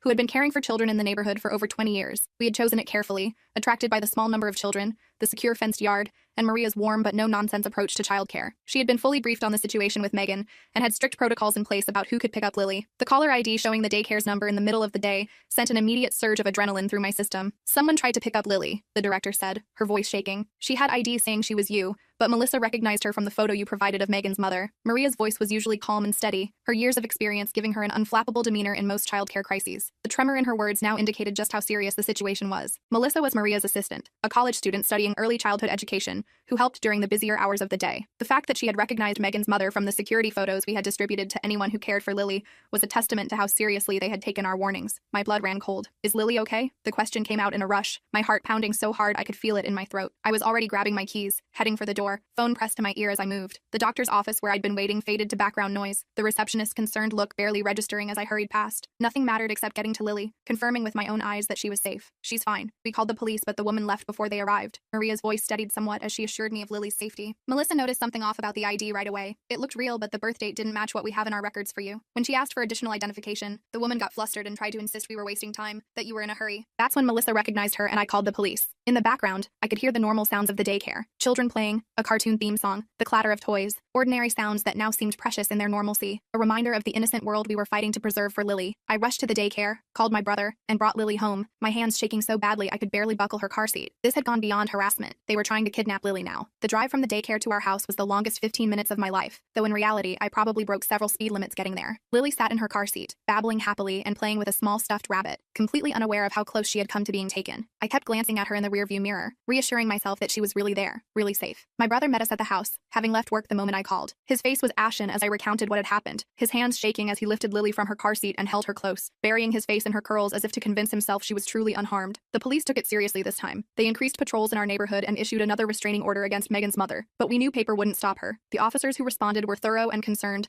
taking detailed statements and photographs of the fake ID that Maria had managed to partially document with her phone. They promised increased drive-bys of both our home and the daycare, and connected us with a detective specializing in family crimes who would oversee the case. But as one officer candidly admitted while his partner was taking notes outside, restraining orders are just pieces of paper. They're only as effective as the person's willingness to obey them. The grim reality of his words settled over us like a physical weight. Legal protections could only do so much against someone determined to cause harm. That night, as we were discussing our options, my phone rang. It was Dr. Patel. We were gathered in the living room, my husband, my brother, and I, speaking in hushed tones while the children slept upstairs and Lily dozed in her portable crib. We had been weighing various security options, from hiring private protection to installing more sophisticated alarm systems. The sound of my phone ringing made us all jump, the tension of the day having left us on edge. Dr. Patel's name on the caller ID was unexpected. She rarely called directly, usually communicating through official channels about Megan's treatment. "I thought you should know," she said without preamble. "Megan has been refusing her medication for weeks. We've just discovered she's been hiding the pills. That's likely why her condition has been deteriorating." Her voice was grave, the professional distance she usually maintained giving way to genuine concern. In the background, I could hear the muffled sounds of the psychiatric facility, a PA system paging someone, the distant sound of a door closing. Dr. Patel was calling outside of normal channels, I realized. This wasn't an official update, but a personal warning from someone who understood the real danger Megan posed. "Can't you make her take them?" I asked. The question came out more plaintively than I intended, betraying my exhaustion and fear. I was sitting on the couch, one hand clutching the phone, the other pressed against my forehead where a stress headache was beginning to form. My husband and brother watched me intently, trying to piece together the conversation from my side alone. The implications of what Dr. Patel was saying were clear. Megan had been deliberately sabotaging her own treatment, maintaining her delusions and obsessions through calculated deception. "We're switching to injectable medications that can't be refused," she explained. "But I'm concerned about some of the statements she's been making in therapy. She's convinced you've brainwashed her daughter against her." Dr. Patel's voice remained measured, but I could detect the underlying worry in her tone. The switch to injectable medications was a significant escalation in Megan's treatment plan, indicating that her doctors recognized the seriousness of her condition and her resistance to conventional approaches. It was both reassuring that they were taking stronger measures and alarming that such measures were necessary. The content of Megan's delusions was evolving, it seemed, incorporating new elements as Lily grew and developed away from her influence. "Lily is 9 months old," I said incredulously. "She can barely say data, let alone understand brainwashing." I couldn't keep the note of disbelief from my voice. The absurdity of the accusation would have been almost comical in another context. The idea that a baby who was just mastering the concept of object permanence could be brainwashed against anyone. But coming from Megan, filtered through her distorted perception of reality, the claim took on a more sinister quality. It represented yet another justification for her fixation on regaining control of Lily, another piece of her narrative casting me as the villain who needed to be overcome. I know, that's why I'm concerned. Megan's grip on reality is slipping, and she's been making some disturbing statements about your son as well. The shift in focus from Lily to my son sent a fresh wave of alarm through me. I straightened on the couch, suddenly alert, my free hand gripping the cushion beside me. My husband noticed the change in my posture and moved closer, placing his hand on my shoulder in silent support. My brother's expression darkened, his jaw tightening as he anticipated bad news. The mention of my son in this context could only mean one thing. Megan's obsession with his allergy had not faded with time and distance. A chill ran down my spine. What kind of statements? The question came out barely above a whisper, though I already knew the answer in my heart. Megan's fixation on my son's peanut allergy had been consistent from the beginning. The deliberate exposure to allergens, the taunting gifts, the cookies sent to his bus stop. It was a vulnerability she had identified and targeted repeatedly, a way to hurt me by threatening what I loved most. The fact that she was still focused on this particular avenue of attack, even while confined in a secure facility, spoke to the depth of her obsession. Dr. Patel hesitated. "She seems fixated on the idea that if your son were no longer in the picture, everything would go back to normal. I've reported this as a potential threat, but I wanted to warn you directly as well." The clinical language couldn't disguise the gravity of what she was saying. Megan wasn't just fantasizing about regaining custody of Lily anymore. She was actively contemplating harm to my child as a means to that end. The euphemism, "no longer in the picture," hung in the air, its implications chilling. This wasn't just harassment or intimidation. It was a potential death threat against a child. My child. I felt the blood drain from my face, my hand going numb around the phone as Dr. Patel's words sank in. After that call, we went into full lockdown mode again. The kids stayed home from school. We hired a security company to install cameras and motion sensors. My brother took emergency leave from work to stay with us. Our home transformed once more into a fortress, but with even more stringent measures than before. The security company worked through the night, installing state-of-the-art equipment that would alert us to any approach to the house. We established a safe room in the basement, stocked with emergency supplies and a dedicated phone line. We created code words and signals the children could use if they felt unsafe. We changed our routines completely, shopping at different stores, taking different routes when we had to leave the house, varying our schedules to be unpredictable. The children accepted these changes with the resilience of youth, turning some of the security measures into games to make them less frightening, but I could see the strain in their eyes, the wariness that no child should have to carry. 3 tense days passed, then 4, a week. Nothing happened. The police checked in regularly, but there was no sign of Megan's mother. Even the anonymous letters stopped. The silence was almost more unnerving than the active harassment had been. Each day that passed without incident stretched our nerves tighter, the anticipation of what might come creating a constant low-grade anxiety that permeated everything. We jumped at unexpected sounds, scrutinized every unfamiliar car that drove down our street, questioned every delivery person who approached our door. The children became more subdued, picking up on the adults' tension despite our efforts to shield them from it. Lily, sensitive to the atmosphere around her, became clingy and fussy, wanting to be held constantly, as if she too sensed that something was wrong. Maybe she gave up, my husband suggested hopefully. We were standing in the kitchen, watching through the window as the children played in the backyard under my brother's watchful eye. It was a beautiful spring day, the kind that normally would have found us at the park or on a family hike. Instead, we were confined to our property, a high fence around the yard providing a modicum of security that allowed the children this small freedom. My husband's words held a note of desperate optimism, a need to believe that the worst might be behind us. I shook my head. People like that don't give up. They're planning something. Even as I said it, I felt the truth of it settle in my bones. The cessation of harassment wasn't a sign of surrender. It was a tactical retreat. Megan and her mother were regrouping, adjusting their strategy in response to the increased security and police attention. The quiet wasn't peace. It was the stillness before a storm, the held breath before a predator pounces. Whatever they were planning next would be calculated to bypass our defenses, to strike where and when we least expected it. I was right, but what came next was worse than anything I could have imagined. The day began normally enough, as normal as life could be under our self-imposed lockdown. The children had settled into homeschooling routines, my husband was working remotely, and my brother was helping with Lily while I caught up on household tasks. The morning passed uneventfully, giving way to a warm afternoon that tempted us outside despite our caution. The backyard was secure, visible from multiple windows of the house, and the children were desperate for fresh air and sunshine after days of confinement. It was a Sunday afternoon. My brother had taken Lily to the park across the street, visible from our front window. My husband was in the backyard with our youngest, and I was helping my oldest son with a science project at the kitchen table. The decision to let my brother take Lily to the small neighborhood park hadn't been made lightly. We had discussed it thoroughly, weighing the risks against the benefits of some normalcy and fresh air. The park was directly across from our house, visible from our front windows, and at that time of day, usually empty except for a few neighborhood children. My brother had promised to stay alert, to keep Lily in the stroller except for a brief swing ride, and to return immediately at the first sign of anything unusual. I stood at the window watching them cross the street, my son beside me at the kitchen table spreading out his materials for a model of the solar system we were building together. The doorbell rang. I checked the security camera on my phone and saw a delivery person holding a large basket wrapped in cellophane. The delivery person wore the standard uniform of a local courier service we had used before, a navy polo shirt with a company logo, khaki pants, a baseball cap pulled low over their face. They held a clipboard in one hand and the elaborate gift basket in the other, standing at a respectful distance from the door as they waited for an answer. Nothing about the scene triggered immediate alarm. Deliveries were common in our neighborhood, and we had received several care packages from concerned friends and family who knew about our situation. Stay here, I told my son, going to the door. He nodded, already absorbed in painting a small styrofoam ball to represent Mercury, his tongue poking out slightly in concentration, as he tried to get the color just right. The kitchen table was covered with newspaper to protect it from paint spills. The materials for his project spread out in careful organization. I hesitated at the doorway, looking back at him, his head bent over his work, completely engrossed in his task, the sunlight from the window highlighting the cowlick in his hair that never would lie flat no matter how I combed it. The ordinary domesticity of the scene provided a moment of normalcy in our disrupted lives. The delivery guy looked bored. Delivery for the family, he said, holding out the basket, already paid for. He barely made eye contact, seeming more interested in completing his delivery and moving on to the next stop than in who was receiving the package. The clipboard he thrust toward me contained a standard delivery confirmation form, nothing that raised immediate suspicion. The basket itself was large and elaborate, wrapped in blue cellophane that obscured the specific contents, but suggested a generous gift. A card was attached to the front with a ribbon, the envelope sealed and addressed simply to the family. I hesitated but took it. It was heavy and wrapped in blue cellophane with a card that read, "Congratulations on your new family." The weight of the basket surprised me. It was substantial, suggesting it contained more than just the typical fruit and snacks found in gift arrangements. The blue cellophane crinkled under my fingers as I examined it, trying to discern the contents through the wrapping. The card's message struck me as odd. We weren't a new family in any sense, and there was nothing recent to congratulate us for. But gift basket messages were often generic, I reasoned, perhaps selected from limited options by whoever had sent it. Still, something about it felt off, triggering the heightened sense of caution I'd developed over the past months. Something felt off. I set the basket on the entry table and carefully peeled back the cellophane. Inside were gourmet food items, a bottle of sparkling cider, and several smaller wrapped packages. The arrangement was elaborate and expensive looking. Artisanal crackers, gourmet cheeses, specialty jams, chocolate-covered fruits, and various other delicacies nestled in decorative shredded paper. The sparkling cider was a high-end brand, its bottle elegant and festive. Scattered throughout were small boxes wrapped in silver paper with decorative ribbon, each about the size of a deck of cards. The overall presentation was beautiful and thoughtful, exactly the kind of gift a well-meaning friend might send to cheer up a family going through difficult times. But something still nagged at me, a persistent sense of wrongness that I couldn't quite identify.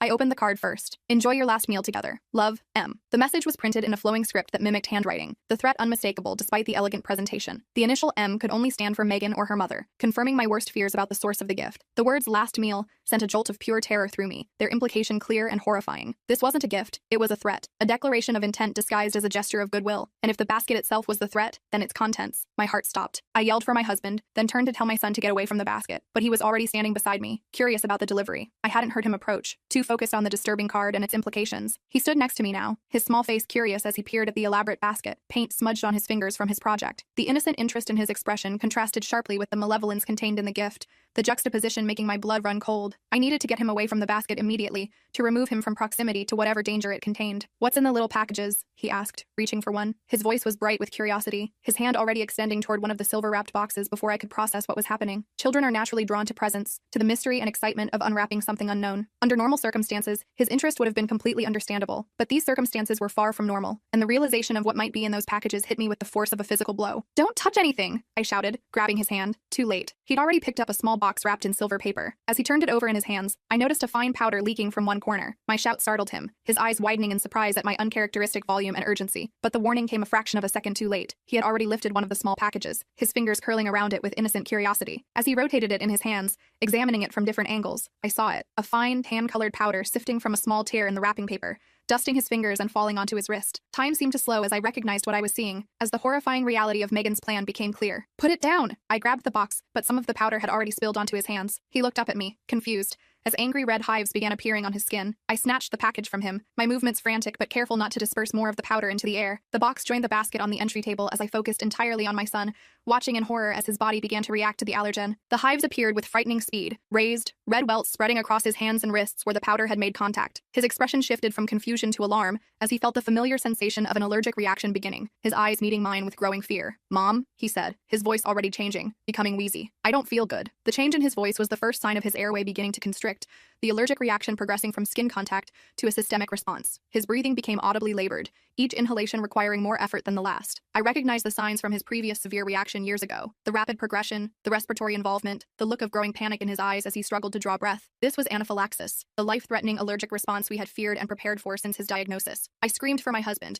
grabbed my son's EpiPen from the kitchen drawer, and jabbed it into his thigh as he began gasping for air. My husband ran in, took one look at the situation, and called 911. My scream echoed through the house, raw with terror and urgency. I ran to the kitchen, yanking open the drawer where we kept his emergency medication, my hands shaking so badly I nearly dropped the EpiPen as I removed it from its case. My son had followed me, his steps already unsteady, his breathing becoming more labored with each passing second. I guided him to sit on the kitchen floor, quickly removed the safety cap from the auto-injector, and pressed it firmly against his outer thigh, holding it in place for the full 10-second count, as the epinephrine was delivered into his muscle. He winced at the injection but didn't cry out, a worrying sign that he was focusing all his energy on breathing. My husband appeared in the doorway, alerted by my scream, his expression shifting from confusion to horror as he assessed the situation. Without needing explanation, he pulled out his phone and dialed emergency services, his voice steady despite the fear evident in his eyes as he reported a severe allergic reaction and our address. He knelt beside our son, taking his hand, his presence providing comfort while I monitored the effectiveness of the epinephrine. "Peanut powder," I told him, already reaching for the second EpiPen we kept as backup. It was in the gift basket. The words came out between ragged breaths, my own body responding to the adrenaline surge of the emergency. My husband's face darkened with understanding and rage as the pieces fell into place, the mysterious delivery, the powder, our son's reaction. He squeezed our son's hand reassuringly while maintaining his composed tone with the 911 operator, providing our son's medical history and details about the allergen exposure. In the background, I could hear our youngest child calling from the backyard, confused about why his father had suddenly run inside. The second EpiPen was in my hand, ready if the first injection didn't reverse the symptoms quickly enough. The ambulance arrived in minutes, but they felt like hours. My son's face was swollen, his breathing labored despite the epinephrine. The paramedics rushed him into the ambulance, letting me ride along while my husband stayed with our youngest, and called my brother to warn him. The wail of sirens announced their arrival, the flashing lights casting eerie patterns through our front windows. The paramedics moved with practiced efficiency, assessing my son's condition, administering oxygen, checking his vital signs, and preparing him for transport. His face had swollen significantly, his features distorted by the allergic response, his lips taking on a bluish tinge that terrified me. The epinephrine had slowed the progression of symptoms but hadn't reversed them completely, a sign of how severe this reaction was. They lifted him onto a stretcher, his small body looking impossibly fragile against the stark white sheets and medical equipment. In the ambulance, I held his hand while the paramedics worked around us, the vehicle's siren clearing a path through traffic as we raced toward the hospital. My son's eyes found mine, wide with fear but trusting that I would make everything okay. I forced a reassuring smile, squeezing his hand gently, promising him that he would be fine even as my own heart raced with fear. The paramedic monitoring his oxygen levels gave me occasional updates. His saturation was low but stable, his heart rate elevated but strong. Small comforts in a situation that felt anything but comforting. At the hospital, they took my son straight to the emergency room. I paced the waiting area, calling the police to report what had happened. They sent officers to our house to secure the gift basket as evidence and took my statement at the hospital. The emergency department was a blur of activity, doctors and nurses moving quickly, medical terminology being exchanged over my son's bed, IV lines being established, medications being administered. I was gently but firmly directed to the waiting area, assured that they needed space to work and would update me as soon as possible. The waiting room was surprisingly quiet for a Sunday afternoon, just a few other families sitting in uncomfortable chairs beneath fluorescent lights. I paced the length of the room repeatedly, unable to sit still, my phone pressed to my ear as I reported the incident to the police. The officer who took my statement was professional but compassionate,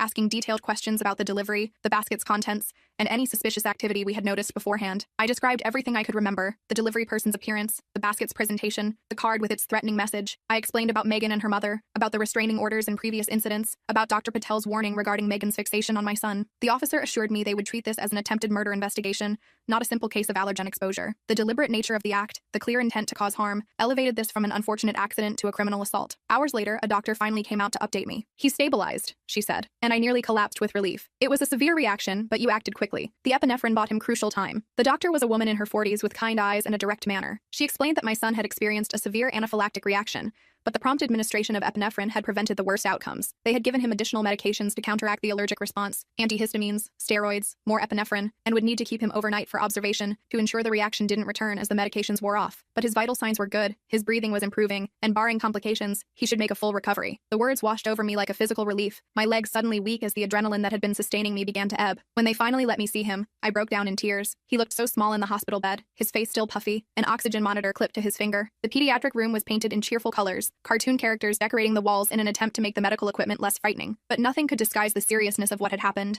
The IV line in his arm delivering fluids and medication, the monitor tracking his heart rate and oxygen levels, the lingering swelling that distorted his familiar features. His eyes were closed when I entered, but they fluttered open at the sound of my approach. Despite everything, he managed a small smile when he saw me, his resilience breaking through my carefully maintained composure. The tears came then, hot and unstoppable, relief and lingering fear and love all mingled together as I took his hand in mine. "Hey, buddy," I said, taking his hand. He gave me a weak smile. I wiped away my tears quickly, not wanting to frighten him with the depth of my emotion. His hand felt small and warm in mine, his fingers curling around my own in a gesture of trust that made my heart ache. The swelling in his face had begun to subside, revealing more of his familiar features. Though his eyes remained puffy and his lips slightly enlarged, he looked exhausted, the ordeal having drained his energy completely, but the dangerous blue tinge was gone from his skin, replaced by his normal color. "Did I get peanuts again?" His voice was hoarse but stronger than it had been in the ambulance, the wheezing quality diminished by the medications and oxygen. The question was asked matter-of-factly, without accusation or self-pity, just a child trying to understand what had happened to his body. The simplicity of it, the innocent acceptance that sometimes his body betrayed him in this particular way, made my throat tighten with fresh emotion. He had lived with this allergy for most of his life, had adapted to its limitations and dangers with a grace that sometimes made me forget how heavy a burden it was for a child to carry. I nodded, not trusting myself to speak. Words seemed inadequate in that moment. How could I explain to my child that someone had deliberately tried to harm him, had calculated and planned and executed an attack designed to exploit his vulnerability? How could I maintain his sense of safety in a world where such malice existed? So I simply nodded, squeezing his hand gently, letting him know I was there, that he was safe now, that I wouldn't leave his side. The unspoken communication between us, the reassurance in my touch, the trust in his eyes, said more than words could convey. "Was it Aunt Megan?" he asked, surprising me with his perception. Children perceive more than we give them credit for, picking up on tensions and connections that adults sometimes try to shield them from. My son had clearly understood more about the situation with Megan than I had realized,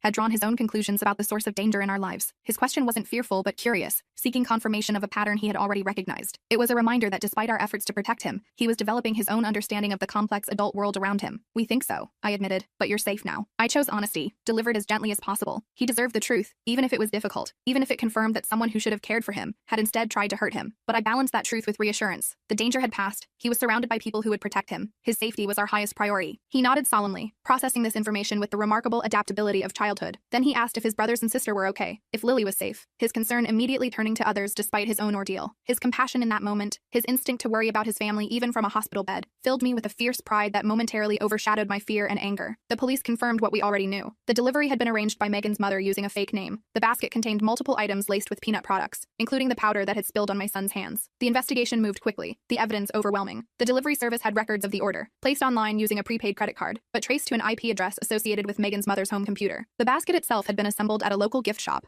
where the owner remembered the particular customer, who had insisted on including the small wrapped packages she had brought herself, claiming they were special chocolates for her grandchildren. Laboratory analysis confirmed that the powder contained concentrated peanut protein, essentially pure allergen in a form designed to disperse easily and be absorbed through skin contact. The other wrapped packages contained similar hazards: cookies with ground peanuts, candies with peanut butter centers, even what appeared to be a harmless stuffed toy that had been dusted with peanut powder. The deliberate, calculated nature of the attack was undeniable. They issued an arrest warrant for her immediately. They found her 2 days later trying to cross the state line. In her car were detailed notes about our family's schedule, more peanut products, and most disturbingly, a crude plan to start a fire at our house that mentioned eliminating the allergic problem once and for for all. The arrest itself was anticlimactic, a routine traffic stop for a broken taillight that revealed her identity when the officer ran her license. She had been driving north, apparently heading for a neighboring state where she had a sister living in a remote area. The contents of her car revealed the full extent of her plans, not just the attempt that had already occurred, but future attacks she had been preparing to carry out. The notebook found in her glove compartment contained surveillance notes about our comings and goings, detailed observations about which windows we left open, which doors we used most frequently, even which bedroom belonged to which child. The fire plan was the most chilling discovery, a crude diagram of our house with arrows indicating entry points and accelerant placement, with specific notation about ensuring my oldest son's room was targeted first. The phrase eliminating the allergic problem was underlined multiple times, the words pressed so deeply into the paper that they were visible from the reverse side. She was arrested and charged with attempted murder, along with a host of other charges. During questioning, she admitted that she'd been helping Megan all along, smuggling in phones during visits, sending the letters, stalking our family, all because she believed we had stolen Lily and turned everyone against her daughter. The interrogation video was shown to us by the detective handling the case, a courtesy extended because of the seriousness of the crimes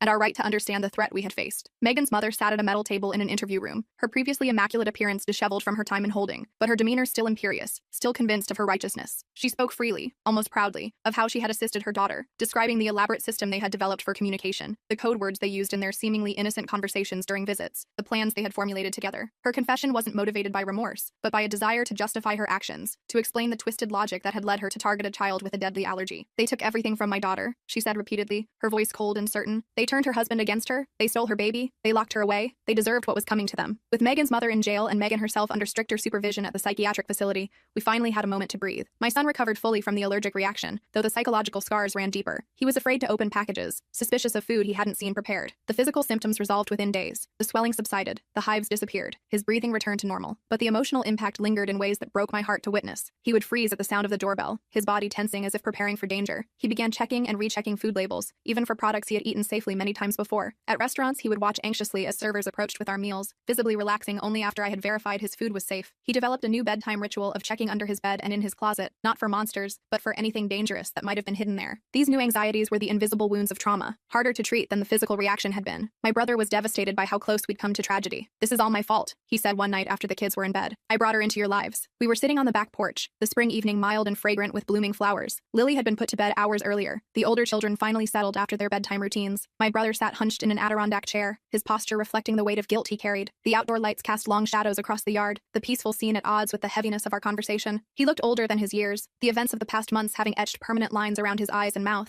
"You couldn't have known," I told him, though part of me had wondered how he'd missed the red flags early in their relationship. It was true that he couldn't have predicted the extent of Megan's disturbance, the depth of her capacity for harm, but there had been signs, small inconsistencies in her stories, moments of disproportionate anger, manipulative tactics that had been dismissed as personality quirks or stress responses. I had noticed some of them during their visits, had felt occasional unease that I had pushed aside out of respect for my brother's choices. Now, with the benefit of hindsight, those moments seemed like glaring warnings we had all chosen to ignore. But voicing that thought wouldn't help my brother now. He was already drowning in self-recrimination, already punishing himself more harshly than anyone else could. "I should have listened to you sooner," he insisted. "About the peanut butter, about everything. I was so blind." His voice broke on the last word, his hands clenching into fists on his knees. The memory of that first confrontation over the peanut products in our kitchen seemed distant now, belonging to a different lifetime when the threat had still been abstract, still deniable. How differently things might have unfolded if he had recognized the deliberate nature of Megan's actions then, if he had been able to see past his love for her to the danger she represented. But love is a powerful blinder, and Megan had been skilled at presenting her behavior as misunderstood, rather than malicious. The truth was, we all had been blind in different ways. I'd given Megan second chances she didn't deserve. I'd ignored my instincts when they screamed that something was wrong. I'd prioritized family peace over my children's safety. Never again. My own guilt was a constant companion now. The knowledge that I had allowed Megan back into our lives after the first incident,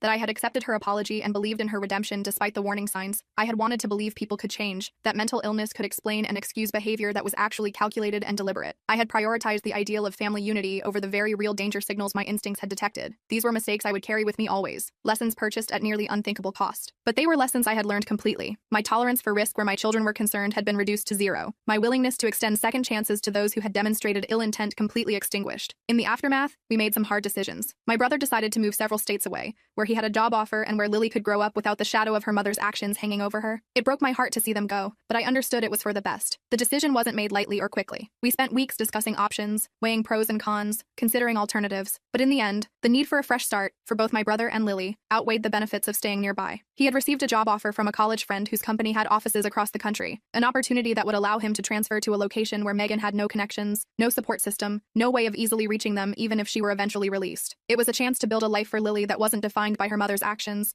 where she wouldn't grow up known as That poor child whose mother tried to unalive her cousin. The distance would be painful for all of us. The separation from a niece and cousin we had come to love deeply, a genuine loss. But it was a sacrifice made for Lily's future, for her chance at normalcy. We'll visit, he promised. And when Lily's older, I'll make sure she knows the truth about all of it. We stood in the driveway on their last morning, the car packed with essentials for the long drive ahead. Lily sat in her car seat, happily babbling and playing with a stuffed elephant, oblivious to the significance of the moment. My children clustered around the car, taking turns saying goodbye to their cousin, making her laugh with silly faces and promises of video calls. My brother and I stood slightly apart, the weight of the moment heavy between us. His promise was both reassurance and acknowledgement that distance wouldn't sever our connection, that Lily would know her extended family despite the separation, that the truth would not be hidden from her when she was old enough to understand it. Not the sanitized version that would protect Megan's image, but the real story of what had happened and why they had needed to leave. The night before they left, as I rocked Lily one last time, I whispered promises in her ear, that she was loved, that none of this was her fault, that she would always have a place in our family, no matter what. The nursery was dimly lit, just a small nightlight casting a gentle glow across the room. Lily was heavy and warm in my arms, her eyes fighting sleep despite the late hour, as if she sensed the significance of this last bedtime routine. I held her close, breathing in the sweet baby scent of her hair,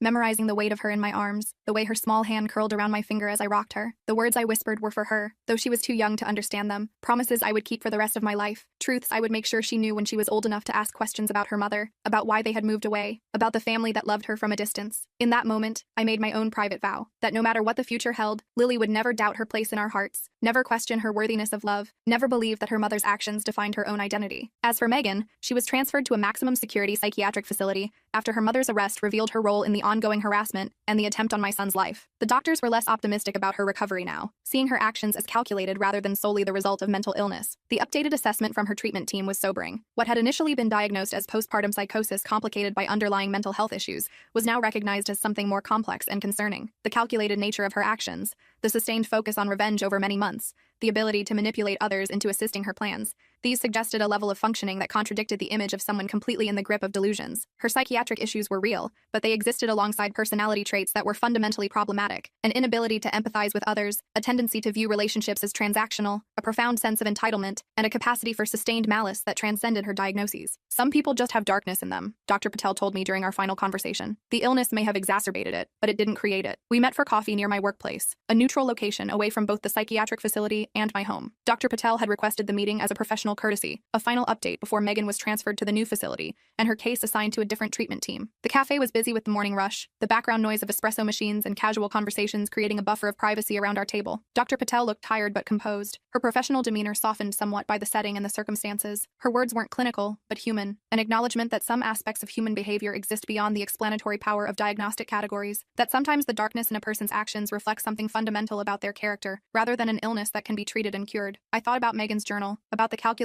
cruelty I'd seen even before her breakdown, about how she targeted my son's allergy from the very beginning, not out of ignorance but malice. The journal entries flashed through my mind, the cold, deliberate planning, the satisfaction in describing potential harm, the absence of empathy or remorse. Those words hadn't been written in the grip of psychosis. They had been composed with clear intent, with awareness of consequences, with purposeful malice. The peanut butter incidents hadn't been impulsive acts born of pregnancy cravings or misunderstanding. They had been calculated attempts to cause harm, to exploit a known vulnerability, to assert power through fear. Understanding this distinction didn't lessen the tragedy of the situation, but it did clarify the nature of the threat we had faced. Not just a woman struggling with mental illness, but someone whose illness had provided cover and justification for a capacity for cruelty that had likely always existed within her. Sometimes I still wake up in the middle of the night, heart pounding, certain I've heard Megan's voice or footsteps in the hallway. The security system we installed remains active. We still check food packages carefully. My son still carries 2 EpiPens everywhere he goes. The trauma lingers in these small ways, in the startle response that sends my heart racing at unexpected sounds, in the habitual security checks that punctuate our daily routines, in the hypervigilance that has become second nature. I find myself awake at 3 a.m., moving silently through the house to check locks and peer out windows, reassuring myself that the perimeter is secure, that my children are safe in their beds. My son's backpack is never without his emergency medication. The twin auto-injector is a constant companion whether he's at school, at a friend's house, or just playing in the backyard. These precautions are practical, necessary, but they are also reminders of a vulnerability we can never completely eliminate, a danger we have learned exists in the world in a way we once couldn't have imagined. But slowly, day by day, we're reclaiming our lives. The nightmares come less frequently. My son is less jumpy around new foods. We're healing. Healing isn't linear. It comes in waves, in small victories and occasional setbacks. There are good days when life feels almost normal, when we can go to a restaurant without scanning for exits or questioning the server in detail about food preparation. There are harder days when a package delivered to the wrong address triggers hours of anxiety, when my son refuses to eat something he's eaten safely before because it looks different, when a car driving slowly past our house sends me into a spiral of worry. But the good days gradually outnumber the bad. My son joins his friends for birthday parties again, armed with his own safe snacks and the knowledge that we're just a phone call away. We take family vacations, venturing further from home each time, expanding our comfort zone inch by inch. We laugh more easily, jump less frequently, sleep more soundly. These are the markers of recovery, the signposts that tell us we're moving forward even when the path seems uncertain. And Lily? She's thriving in her new home, growing into a happy, healthy toddler who video chats with her cousins every weekend. My brother sends photos constantly. Lily's first steps, her first words, her first day of preschool. Sometimes I see shadows of Megan in her features, but never in her spirit. The weekly video calls have become a cherished ritual, the children gathering around the computer screen to share their news and hear Lily's latest adventures. Technology bridges the physical distance, allowing us to remain present in each other's lives despite the miles between us. Lily is walking now, running even, her personality emerging more distinctly with each passing month. She's stubborn and funny, creative and kind, a unique individual forging her own identity separate from the circumstances of her birth. Sometimes when she smiles a certain way or tilts her head in concentration, I catch glimpses of Megan in her features, the shape of her eyes, the curve of her cheek, genetic echoes that can't be erased. But these physical resemblances are surface deep only, in all the ways that matter, in her joyful approach to life, her genuine affection for others, her open and trusting nature. She couldn't be more different from her mother. That's the strange thing about family. Sometimes the people who should love you the most are the ones who hurt you the worst, and sometimes the family you build from the ashes of betrayal